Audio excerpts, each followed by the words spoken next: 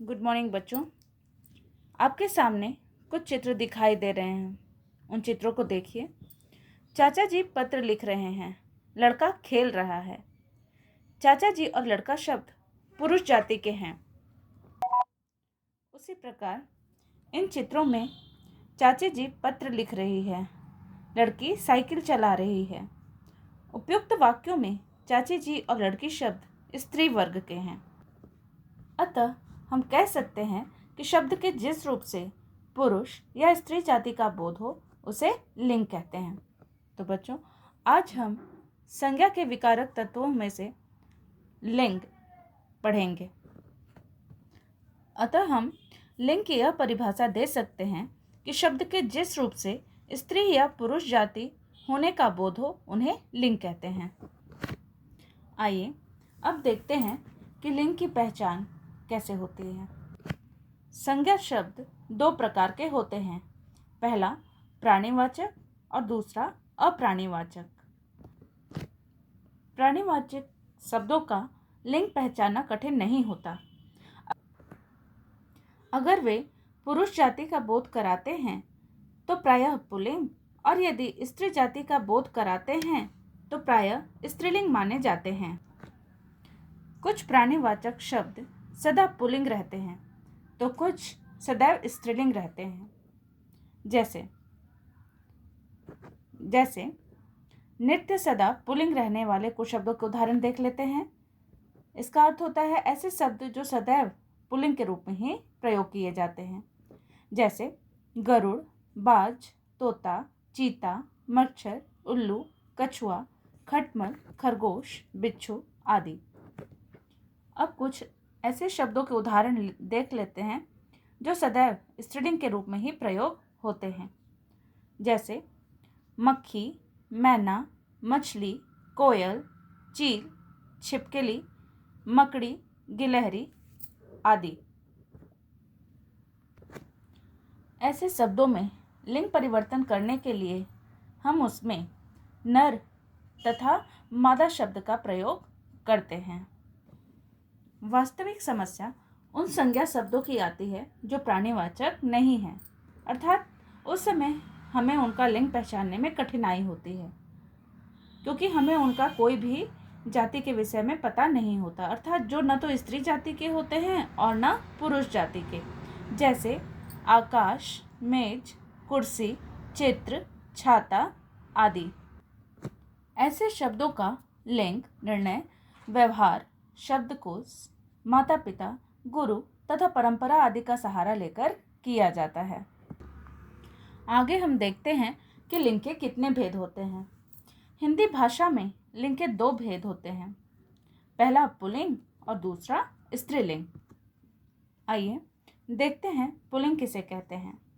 पुरुष जाति का बोध कराने वाले शब्द पुल्लिंग कहलाते हैं। उदाहरण के लिए पिताजी टेलीविज़न देख रहे हैं, दूसरा धोबी कपड़े धो रहा है। यहाँ पर पिताजी तथा धोबी ये शब्द पुरुष जाति के हैं, अतः ये शब्द पुल्लिंग शब्द हैं। आइए अब देखते हैं स्त्रीलिंग किसे कहते हैं। स्त्री जाति का बोध कराने वाले शब्द स्त्रीलिंग कहलाते हैं। जैसे उदाहरण के लिए माँ खाना पका रही है, धोबिन कपड़े सुखा रही है। यहाँ पर माँ तथा धोबिन स्त्री जाति के शब्द हैं, अतः ये शब्द स्त्रीलिंग हैं। बच्चों, आपकी पाठ्य पुस्तक में पुल्लिंग की पहचान करने के लिए बताया गया है, आप उसे देखें। जैसे अकारांत तत्सम संज्ञाएं हमेशा पुल्लिंग होती हैं, तन, मन, धन आदि। उसी प्रकार से ऐसे शब्द जो अ से खत्म होते हैं वो भी पुल्लिंग होते हैं। उसी प्रकार आ, आव, पा, पन, न, क, त्व, आवा तथा औड़ा से जो शब्द अंत होते हैं वो भी पुल्लिंग ही होते हैं, जैसे छाता, चिमटा, पैसा आदि। उसी प्रकार ऐसे शब्द जो आव, आवा, औड़ा, पा, पन, न, क, त्व आदि से खत्म होते हैं वो भी प्रायः पुल्लिंग शब्द ही होते हैं। इनके उदाहरण आपको पुस्तक में दिए गए हैं, आप उन्हें पढ़कर समझें। बच्चों, वैसे ही पर्वतों, दिनों, ग्रहों, रत्नों, पेड़ों, अनाजों, धातुओं, पदार्थों, समुद्रों, द्वीपों, देशों, फलों तथा महीनों के नाम भी पुल्लिंग में इस्तेमाल किए जाते हैं, अर्थात प्रयोग किए जाते हैं। आपके सामने ये उदाहरण दिए गए हैं, आप इन्हें पढ़कर समझें। उसी प्रकार से शरीर के कुछ अंग जैसे सिर, मस्तक, कान, मुंह, गला, हाथ, पैर, अंगूठा, घुटना, हृदय, दांत आदि। खाना से अंत होने वाले शब्द जैसे पागल खाना, जेल खाना। दान से अंत होने वाले शब्द फलदान, पीकदान, कमलदान। वाला से अंत होने वाले शब्द जैसे फल वाला, दूध वाला, पान वाला। एरा से अंत होने वाला शब्द जैसे चचेरा, ममेरा। ये सारे शब्द पुल्लिंग में प्रयोग किए जाते हैं। आइए बच्चों, अब हम स्त्रीलिंग की पहचान देख लेते हैं। निम्नलिखित शब्द प्रायः स्त्रीलिंग होते हैं। प्रायः का अर्थ होता है अधिकतर। संस्कृत के अकारांत शब्द जैसे दया, कृपा, अहिंसा, परीक्षा आदि। उकारांत तत्सम संज्ञाएं। उकारांत अर्थात जिसमें उ की मात्रा पे वे शब्द समाप्त हों, छोटी उ की मात्रा पर वे शब्द समाप्त हों, जैसे मृत्यु, आयु, वस्तु, ऋतु आदि। भाषाओं के नाम जैसे हिंदी, अंग्रेजी, उर्दू, संस्कृत, जापानी आदि। इकारांत संज्ञाएं जैसे रोटी, नदी, चिट्ठी, रोशनी आदि। नीचे कुछ शब्द आपको अपवाद के रूप में दिए गए हैं, जैसे पानी, मोती, घी, हाथी, आदमी, पक्षी। ये सब स्त्रीलिंग में नहीं आते, बल्कि ये पुल्लिंग में आते हैं।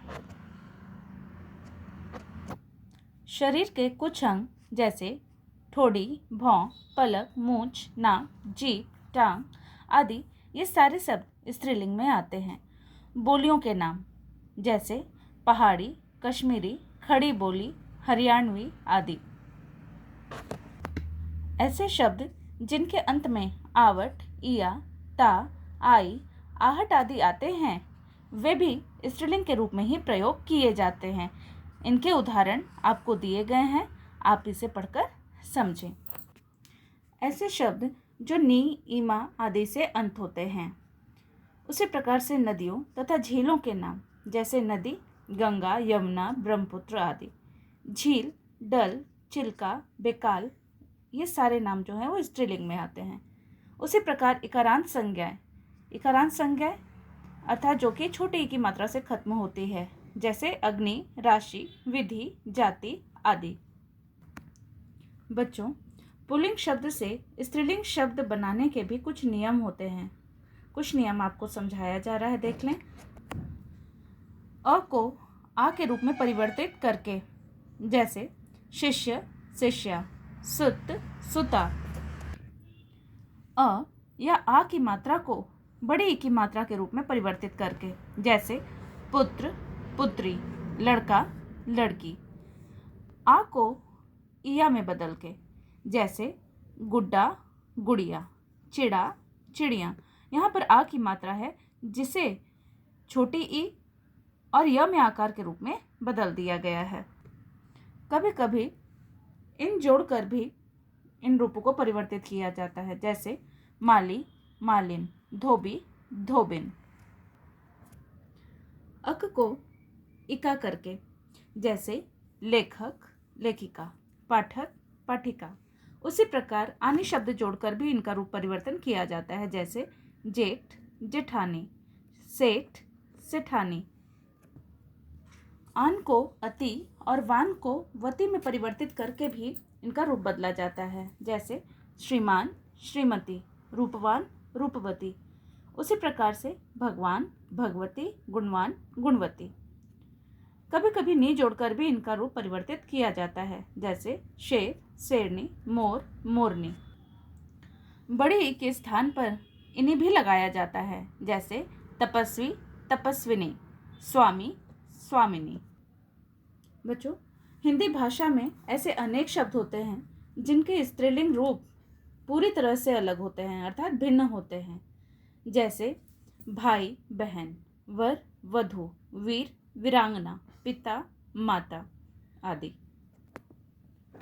तो बच्चों, आज हमने लिंग के विषय में पढ़ा। इसके साथ कुछ प्रश्न उत्तर दिए गए हैं, आप उसे अपनी क्लास वर्क कॉपी में लिखें। धन्यवाद।